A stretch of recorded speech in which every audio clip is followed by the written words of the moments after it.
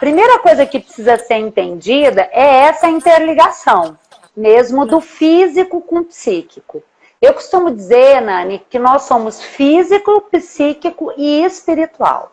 Sim. E as pessoas ainda confundem muito o psíquico e o espiritual, não compreendem a distinção disso. E também querem entender o psíquico separado do corpo. E eu costumo dizer assim, ó, nós temos que compreender que o psíquico ele atua no nosso corpo.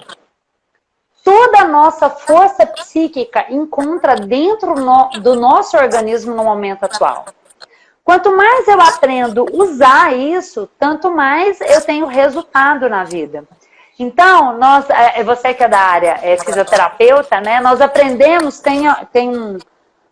há pouco tempo, essa caminhada da importância de um treino, né? Da atividade física. Hoje está cada vez mais clara essa questão da alimentação saudável. E eu acredito que o psíquico nós precisamos evoluir e, infelizmente, nós estamos evoluindo pela dor. Porque assim como o físico, ele precisa você precisa saber nutrir o psíquico também. E o espiritual também. Algumas pessoas acham, porque tem uma crença espiritual e uma prática espiritual, elas estão psiquicamente protegidas ou fisicamente protegidas. Né? Mas, na verdade, a gente precisa aprender a cuidar de tudo. E o que nós aprendemos na nossa cultura, Nani, é que a gente deveria estimular o pensamento. Que é a força do pensamento que gera a sua vida. A partir daquilo que eu penso, eu realizo as coisas. Só que, na verdade, esse é um dos nossos maiores equívocos. E por isso que o Brasil hoje está em primeiro lugar no mundo em ansiedade. Porque o brasileiro aprendeu a pensar. Acelerar. Exatamente. Quanto mais ele pensa e estimula o pensamento, tanto mais ele se distancia dos sentimentos que estão no corpo dele. Então, na verdade, a nossa solução ela está aqui e não aqui.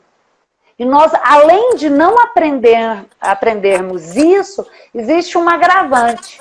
Nós fomos estimulados a entender que isso aqui era perigoso. Então, a maioria das pessoas entendem que lidar com o sentimento, sentir, perceber o sentimento, lidar com as emoções é fraqueza. E não é. Faz sentido para você? E, na verdade, é a nossa maior força. Né? Você só consegue usar realmente a sua força de vida quando você deixa de negar os seus sentimentos. E nós passamos a vida inteira negando os nossos sentimentos e incentivando e ensinando os nossos filhos a fazerem isso. Um exemplo disso muito claro, Nani, é quando uma criança estiver chorando. Quando uma criança pergunta sobre os seus sentimentos, a primeira coisa que a gente faz é negá-los. Não, eu não estou chorando. Não, eu não estou triste. A criança olha para você e vê a sua tristeza. Ela sente a sua tristeza. E aí, o que nós fazemos? Não, isso não está acontecendo. Né? Então, na verdade, nós desaprendemos. Porque a criança, ela é pura essência. Ela é puro sentimento. Ela está conectada com o corpo dela e ela expressa. Faz sentido isso para você? Claro. E aí, o que a gente começa a fazer? Treinar a criança a negar os sentimentos.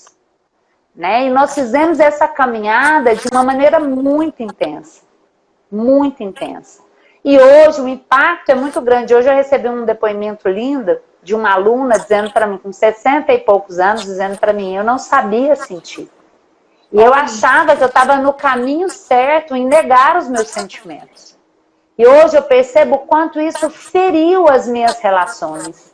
Né? Então as nossas relações, elas estão feridas porque a gente criou um ideal maluco no pensamento de relações perfeitas, né? De alcançar resultados, né? Muito pouca disposição para enfrentar a mesma relação. A ideia é, se me gera desconforto, eu não quero. Se não encaixa perfeitamente, não tá bom. Se não dá o que eu preciso, então eu troco. Né? E nisso, nós estamos tentando ser práticos e racionais com coisas que são essenciais para a vida. e que não pode ser descartada assim, né? Então eu acredito muito na força do inconsciente, que é o que eu ensino. E a força do inconsciente, ela nos move no nosso corpo.